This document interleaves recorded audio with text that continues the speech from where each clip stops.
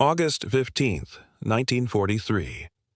A modest Victorian terraced house in Welwyn Garden City, Hertfordshire. To any passerby, it appeared entirely unremarkable, the sort of residence you might find in any prosperous English suburb, with its brick facade weathered by years of industrial smoke and suburban routine. Yet inside these walls, on this particular afternoon, a small team of engineers and chemists were engaged in work that would never appear in official records, work that no government minister would acknowledge, work that existed in the peculiar shadows between warfare and murder. A technician carefully examined a wooden rat, methodically inserting a charge of plastic explosive into the hollowed-out body cavity with the precision of a surgeon. Another studied the mechanisms of what appeared to be an ordinary fountain pen, watching as springs and triggers were delicately calibrated to deliver a fatal dose of toxin. This was the heart of Britain's invisible war, not the thundering campaigns across North Africa or the aerial battles over the Channel, but something far more subtle and far more troubling. These were weapons designed to kill in silence, to eliminate without witness, to turn the innocent furnishings of everyday life into instruments of assassination. The facility had no official name. To those who worked there, it was simply referred to as the establishment, or more darkly by those in the highest echelons of British intelligence, as the place where the impossible became manufactured reality.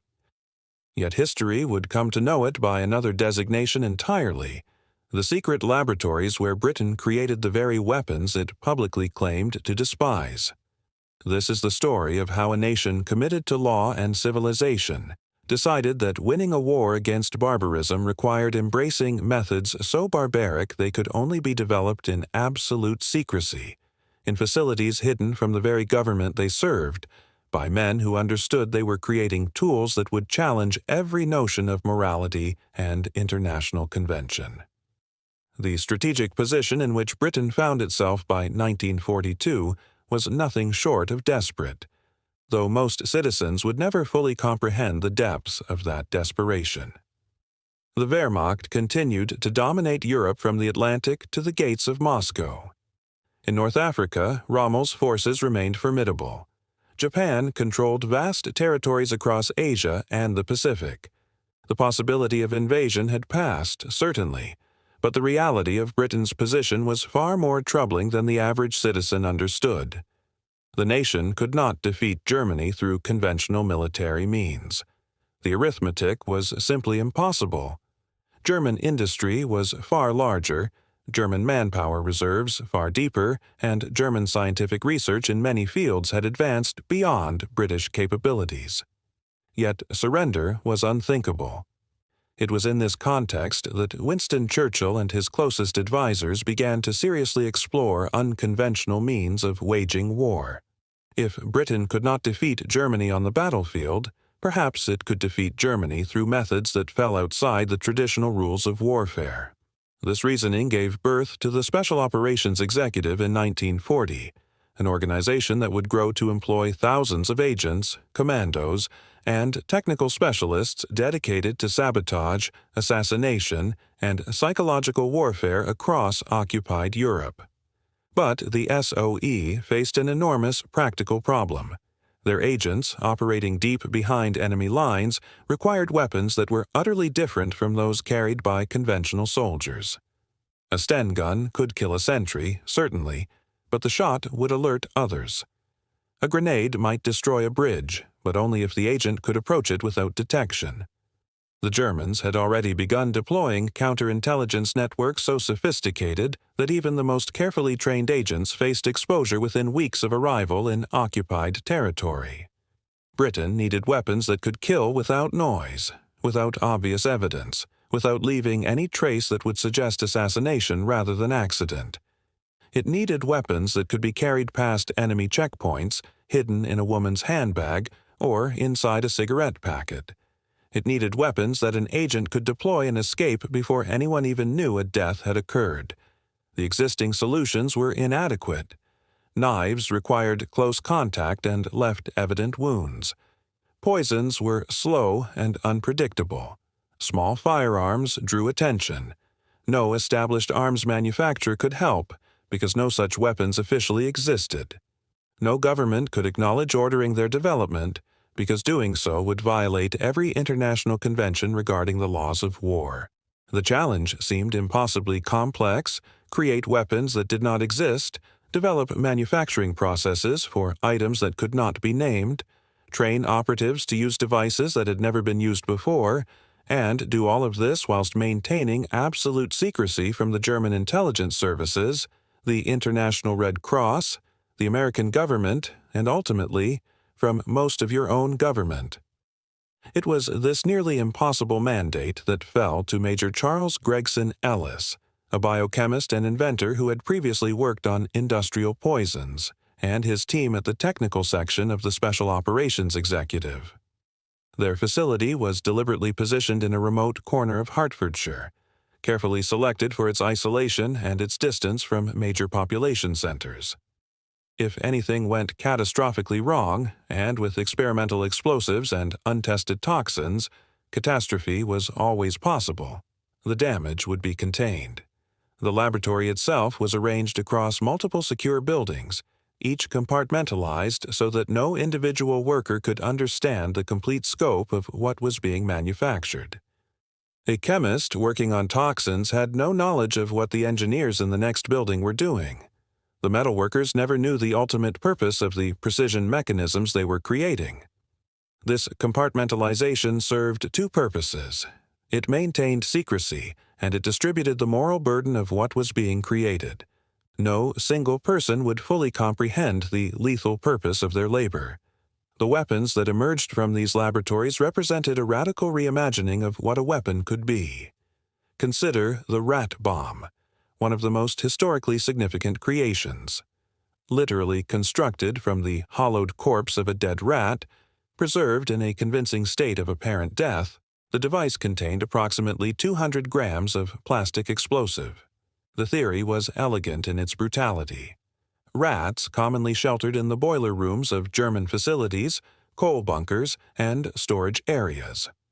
A dead rat discovered near coal supplies would attract no particular attention. A German soldier might simply kick it aside or leave it for disposal. Only when the rats were shoveled into the furnaces alongside the coal would the explosives detonate, destroying the boiler and potentially killing the men working nearby.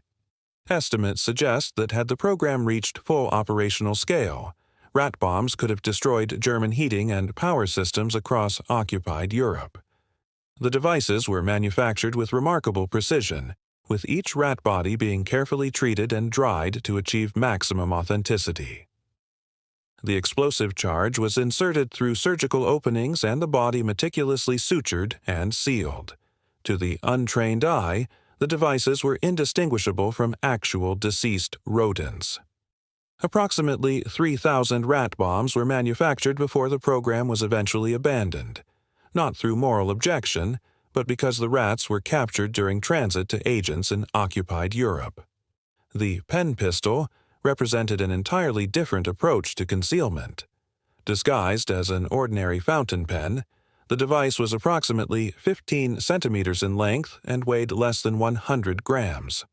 Internally, it contained a single .25 caliber round housed in a precisely engineered metal assembly. Firing the weapon required deliberately shattering the pen's barrel through a deliberate mechanical action, which would release the firing mechanism. The advantages were obvious. The weapon could be carried through multiple security checkpoints without raising suspicion. A German officer would never think twice about a fountain pen, no matter how careful the inspection. The disadvantage was equally apparent. The weapon could fire only once, and it was devastatingly inaccurate beyond a range of 5 meters. It was a weapon designed for assassination at point-blank range, when your victim had no warning and no opportunity to defend himself.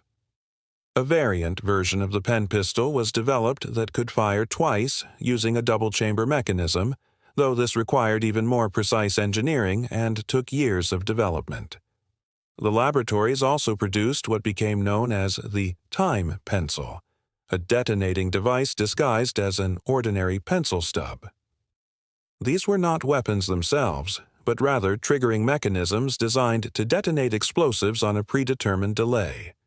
They functioned through a remarkably simple mechanism. A thin copper tube contained a corrosive chemical that would gradually dissolve a wire holding back a firing pin. Depending on the strength of the chemical and the thickness of the wire, the device could be calibrated to detonate anywhere between 10 minutes and several weeks after activation. A saboteur could place an explosive charge, insert a time pencil as the detonator, and leave the scene entirely before any explosion occurred. Hundreds of thousands of these devices were manufactured and distributed throughout occupied Europe. Unlike the rat bombs, which were largely captured, many time pencils successfully made their way to resistance groups and SOE agents operating across France, Belgium, and Eastern Europe. The devices proved remarkably reliable. Wartime records suggest a detonation success rate exceeding 80%, extraordinary reliability for experimental weapons. The manufacturing facilities that produced these devices operated with extraordinary precision. The technical section employed approximately 200 personnel, many of them civilian engineers and chemists who held commissions in the armed forces to maintain a veneer of legitimacy. Production lines were established that operated with assembly line efficiency, creating weapons that required tolerances measured in fractions of millimeters. The metals used were sourced through carefully concealed supply chains. The explosives were manufactured on-site in dedicated facilities separated from the main laboratories by reinforced concrete bunkers. The toxins, curare-based compounds, ricin preparations, and other lethal substances were synthesized by chemists working in conditions of extraordinary isolation and danger. A single error could mean death for everyone in the laboratory. Despite these risks, fatalities among the technical staff were remarkably low, suggesting both competent engineering and extraordinary care in handling materials that no conventional safety procedures had ever been designed for. If you are finding this fascinating, a quick subscribe helps more than you know. We explore these hidden corners of history, the stories that never quite made it into the official records but which absolutely shaped the course of the 20th century. These are the narratives of hidden laboratories, secret weapons, and the moral compromises of nations at war. The actual deployment of these weapons in the field was remarkably limited compared to the resources invested in their development. The rat bombs, as noted, never saw operational use because the shipment was captured. The pen pistols saw somewhat wider distribution, but precise records of their use are impossible to verify. What we know is that SOE agents operating throughout occupied France reported receiving pen pistols, and anecdotal accounts suggest they were used on at least 3 documented occasions to assassinate German officers or collaborators. After the war, declassified documents suggested that pen pistols killed possibly as few as 2 individuals, possibly as many as 10. The historical record is frankly murky. Time pencils, by contrast, saw extremely widespread deployment. Resistance groups across Europe employed them to detonate explosives in sabotage operations targeting railways, electrical installations, fuel depots, and military facilities. The British estimate that time pencil detonators were used in somewhere between 1,000 and 5,000 successful sabotage operations, though they acknowledge that many of these operations resulted in minimal material damage, and some of them were later discovered to have been failures incorrectly classified as successes. The psychological impact of these weapons, however, was perhaps greater than their material effect. German security services were perplexed by seemingly random detonations, by assassinations of officers by unidentifiable attackers, by the discovery of impossible weapons that appeared to be ordinary objects. This contributed significantly to German paranoia about the pervasiveness of the resistance and the extent of British involvement in sabotage operations. Gestapo resources were diverted to investigating these weapons and developing countermeasures. The psychological pressure on German occupation forces was palpable. Officers knew that the most ordinary object, a rat, a pen, a cigarette package, might contain a lethal threat. This created a climate of constant low-level fear that, whilst not militarily decisive, nonetheless contributed to the grinding attrition of occupation forces. The comparative analysis with German and American approaches to the same problem is instructive.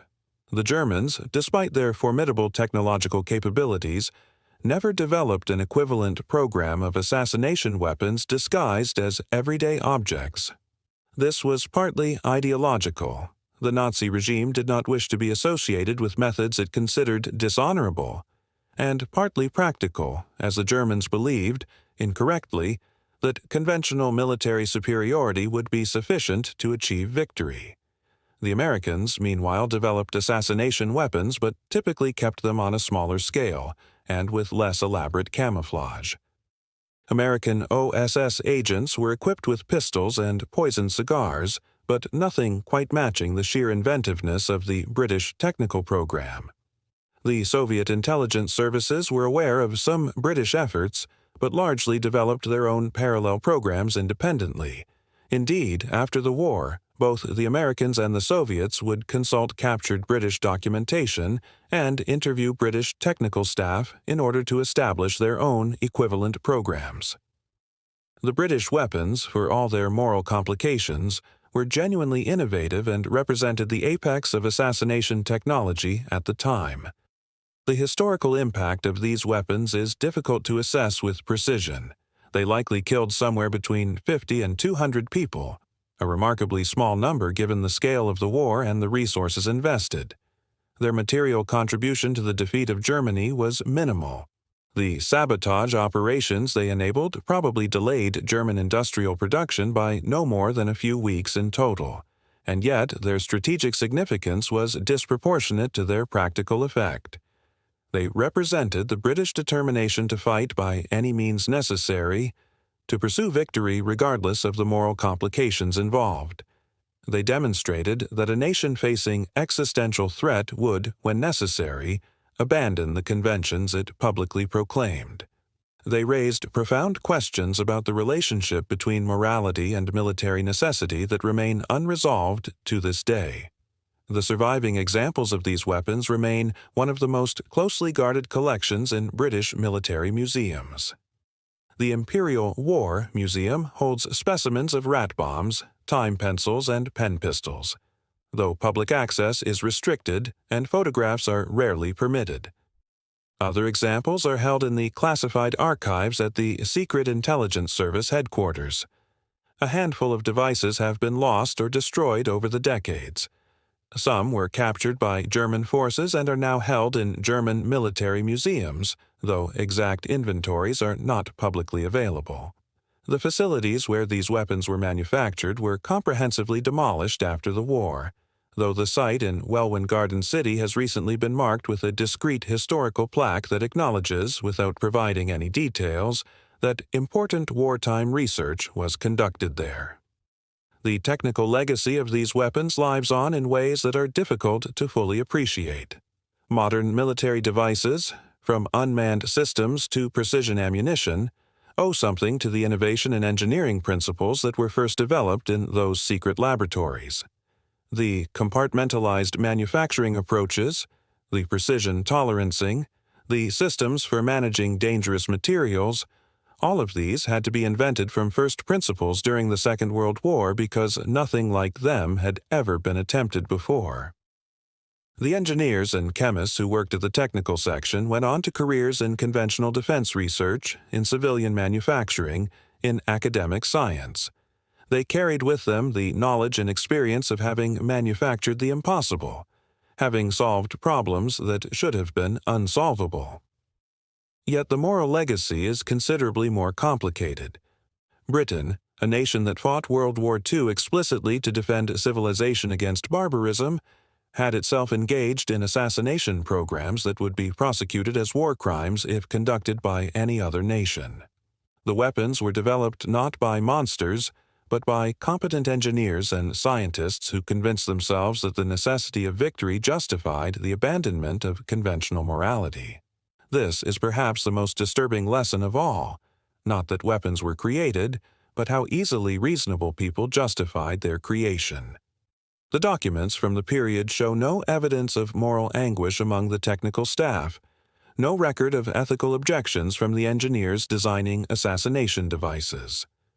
They were working for their country, in service of victory against an undoubted evil, and that was justification enough. When we examine those photographs of the rat bombs, of the pen pistols, of the other improvised assassination weapons emerging from a secret laboratory in Hertfordshire, we are looking at more than military hardware. We are looking at evidence of Britain's own moral compromise, of the price that victory exacted on the very ideals the nation claimed to be defending. We are looking at weapons that were rarely used, of limited military significance, yet which required enormous resources and brilliant minds to develop. We are looking at a secret history that remained classified for decades, that was only gradually revealed to the public, that even now remains only partially understood. And we are looking at a reminder that when nations face existential threat, the boundaries between civilization and barbarism become far more permeable than we would like to admit. These weapons sit in their museum cases now, inert and historical, their terrible potential neutralized by the passage of time. But the questions they pose, about necessity and morality, about the lengths to which a nation will go when fighting for survival, about how easily ordinary people will participate in extraordinary evil when framed as necessary. Those questions remain very much alive. They challenge us to think differently about the war that saved Britain from fascism, to acknowledge that saving that civilization required, at least for a moment, abandoning some of the things that made civilization worth saving.